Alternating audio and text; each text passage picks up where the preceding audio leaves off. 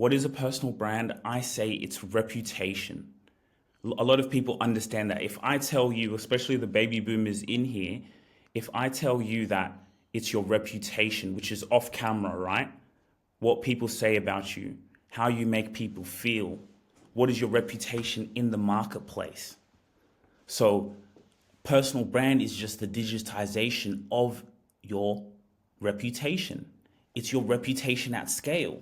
You can see me here on the stage. I'm not speaking to one, I'm speaking one to many. All those meetings I have, the way I conduct myself around my business, now through social media, that can be scaled across millions of people. How would that impact you? How many leads would it take to change your life right now? If I was to say, okay, you could have 14, 20 leads come into your business, how would that feel? You know? And that's what happens when you amplify your reputation on social media. Some of you already are doing really, really well. You're already doing really well. Word of mouth is working, but through social media, that could be scaled at large. So back to the story, because it's all about you. And when I tell stories, it's like, how can you relate to it so you can get inspired to build your personal brand? When I first started, I've been documenting my journey playing football. I've been a football player, documenting my journey. And I got to a point, what about if my children's children can see what I did, what I went through? So through that, I opened up a YouTube channel and was posting content on YouTube. So I'll just show you on the screen here. So I was posting content on YouTube, and overall now I've had 15.6 million views on my YouTube channel, right? All the content that I was putting out. So I didn't start into business. And so I was able to generate an audience, able to generate a community based off just who I am. So when I talk about reputation, I Googled myself one day.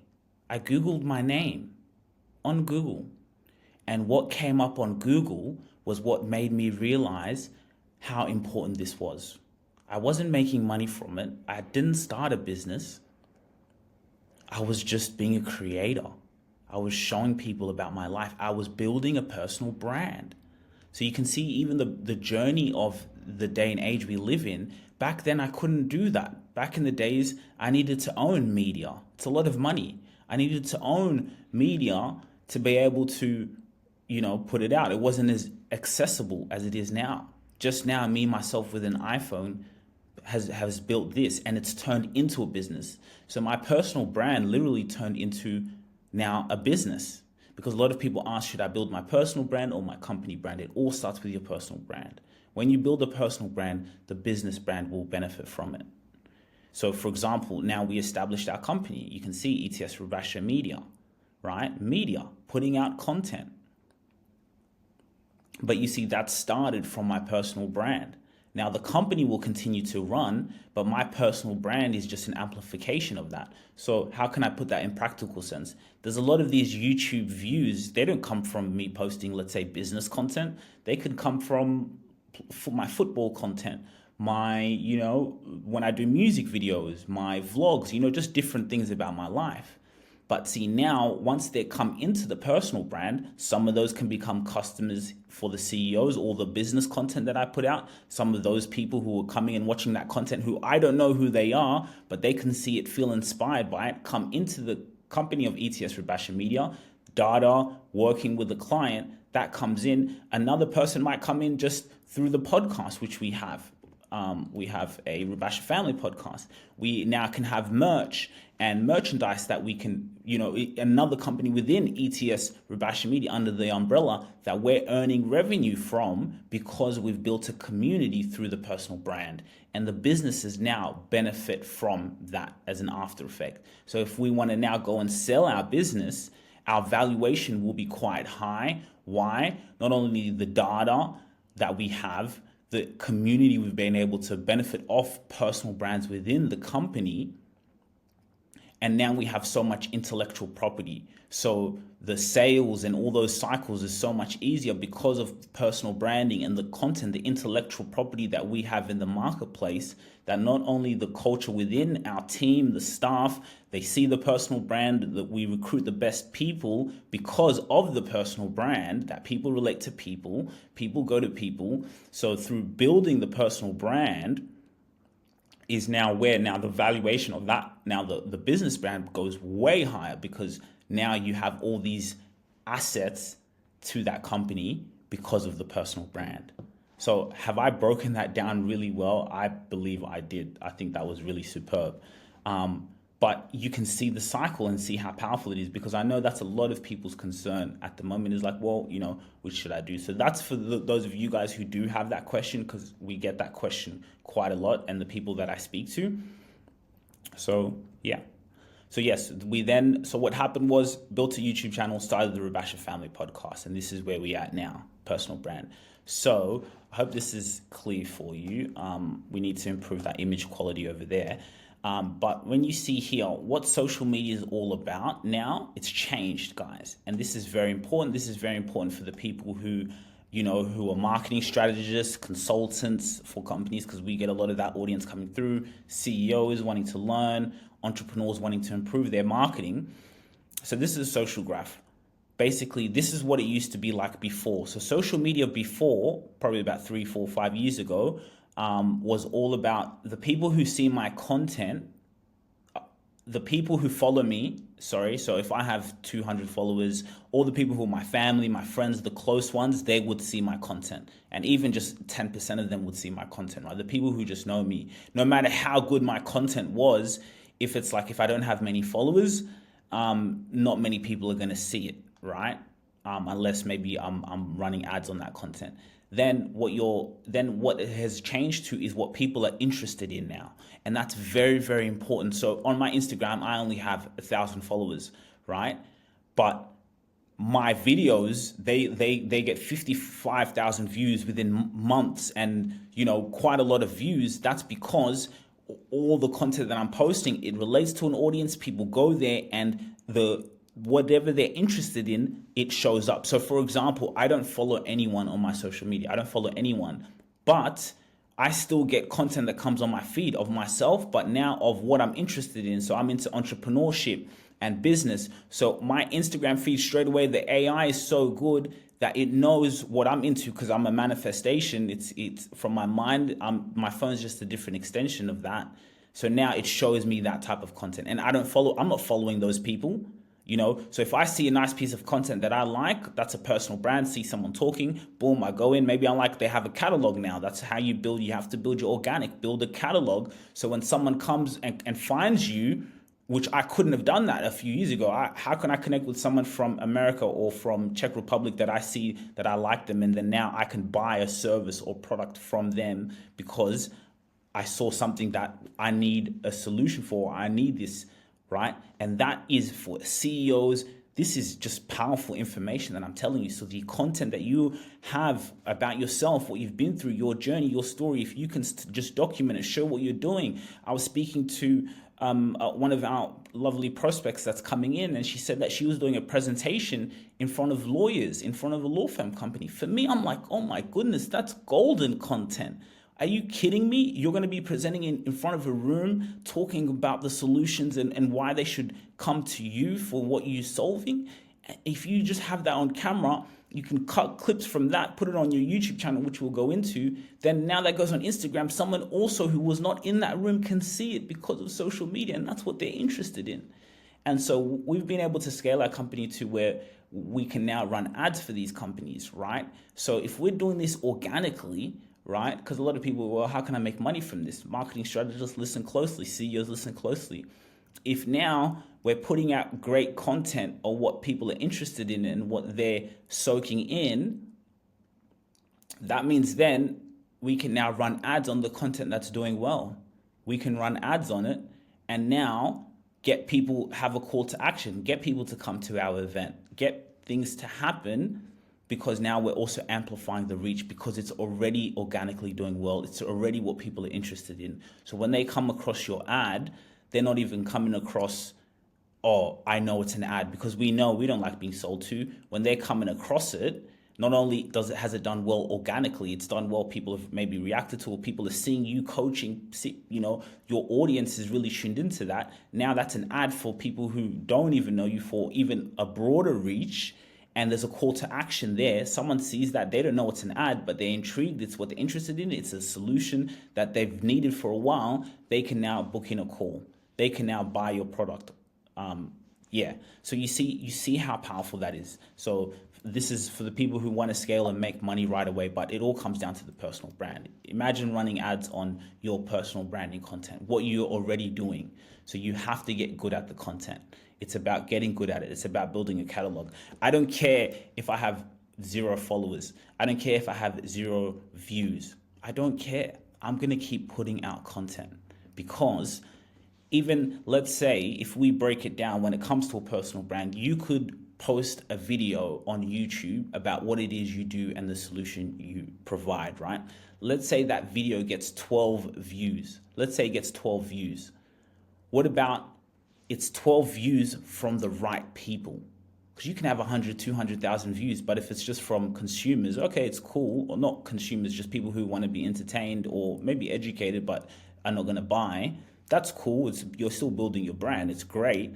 But let's say you have 12 views on a video, but out of those 12 people, those are your audience. Those are, people who really resonate with you and need that solution. If they find you and you convert 2 people and you have a high product, high margin out of those 2 people, that's how you make money. That's how you make money. So when you put out content, because it's what people are interested in, it's what people are searching for, it's the solution this is the problem that I have. And then as they're Googling things or they're on their social media, if now you come across there because that's what they're interested in, you have the solution that they need, they come across your content, they see it on social media or they see it on YouTube, they're part of those 12 views, they can now buy a product or buy into you right away, or it can happen over time. So that's why the views, those things, they're great metrics and great data, but that's what a lot of people fear. What about if I'm not getting many views? We just want to find the right people. Let's get the right people to watch our videos. And if we do that consistently over time, it's going to grow. It will. It's inevitable. And if it's not, it's having a look, okay, what are we doing? Sometimes people have to catch up to you. I believe I'm 10 years ahead. So a lot of people, they got to catch up, and it's evergreen. So I'm going to be making money from this for the rest of my life. So I always think of spaces of 20, 30 years ahead.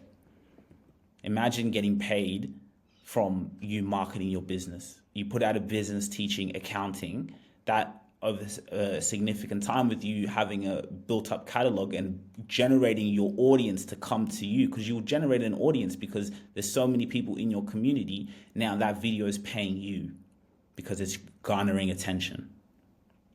So you're getting paid to market yourself. You had all those leads come in, all that data, people buying your product and service, plus now you're getting paid from it across platforms. Facebook pays as well. So this is a long-term game, but it's a profitable one. This is where the next billionaires will be made. So the pyramid that we use is we want to document one long form piece of content, like I'm doing here, like I'm doing in this webinar. I may have a slight problem here, guys. I may be really annoyed. Give me a second. I'll stop sharing my screen.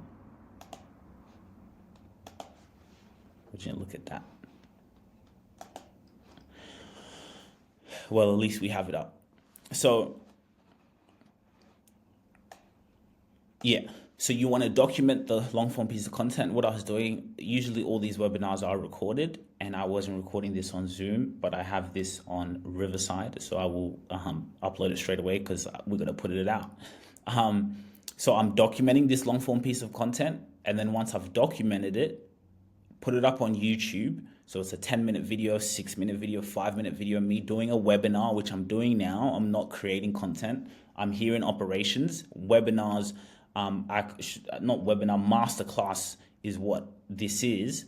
they're valuable for our business. This is how we generate leads. This is how we generate data. This is how we get people interested. We get people that one-on-one time, because people buy from people. They want to hear from the leader, CEO. I got to be leading the mission and the vision, and I have more content that I can put out. So this is documenting. A lot of you guys are doing seminars and masterclasses, webinars already. Okay, document it.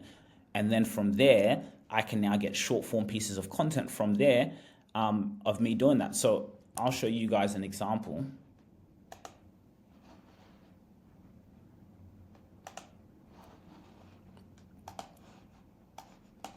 So let me show you guys a real life example, because I like to walk the talk. So for example, and now we have things like AI that you can use.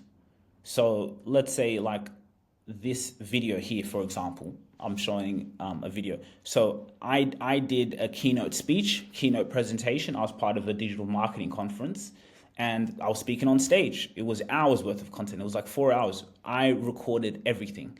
We haven't got our team to edit it yet. We're getting the team to edit the full thing, like edited, and for everyone to go up and watch. I've already put snippets up on YouTube already, but that's what I did. I documented something that's important for my business.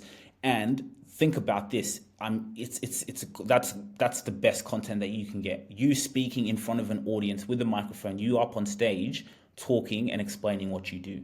If that is gold, that's the best. That's such powerful content. Extremely powerful content. Are you kidding me? Speaking on stage, people. So when someone who doesn't know me at all, but they come across on LinkedIn, which is where my target market is, I can put this on socials. I can run ads on it on Facebook, do awareness campaigns, for events. Yes, we can do that. We can do that on Facebook well, but organically straight away, me posting content on LinkedIn now, where my customers are most engaged, most ready to spend, most ready to act. They can see me. They have the solution. They could even be prospects, people who haven't bought into you yet, but they're going to keep scrolling. When they see it, you're going to be front of mind. If they keep seeing you on, so this piece of content, out of 50 minutes, every day I'm going to post a clip. Every single day. Post a different clip, me speaking in there, without even having, and then when our team edits it, I'll be posting more, but more edited. This is not even that much edited. Just simple edits, boom, boom, boom, showing what I do. So that is a great framework. Let me go back. Where's the presentation?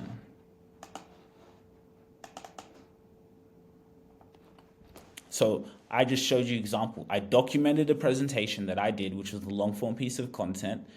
I then put it up. Well, we've put snippets up already on YouTube. But now we take macro pieces of content from there that we do all the time. And now we post it on all of these platforms. So now I'm posting it everywhere. So this is a great example of personal brand against a business brand. Cristiano Ronaldo has 335 million Instagram followers. All the football clubs combined have only 184 million. So he has more than double of people following him than all the clubs. Those are clubs, guys. These guys spend billions on their marketing, billions on their social media, because people follow people. People want to go and follow the player. Ronaldo, see what he does, see what he's up to. Then the club, they post everything because it's a business, right? Look at Jessica Alba, Steve Cook from Apple, Richard Branson. Look at the difference. People follow people. But guess what? Ronaldo, for example, whatever team he goes to, the personal brand is there, but now that blows up the business brand, because now people are not spending money buying the merchandise from Ronaldo himself. They're going to the shop and they're buying Ronaldo jerseys. Now the club uses that as marketing assets to market and get more followers, get more people buying their products. So the personal brand has a profound effect on the business brand.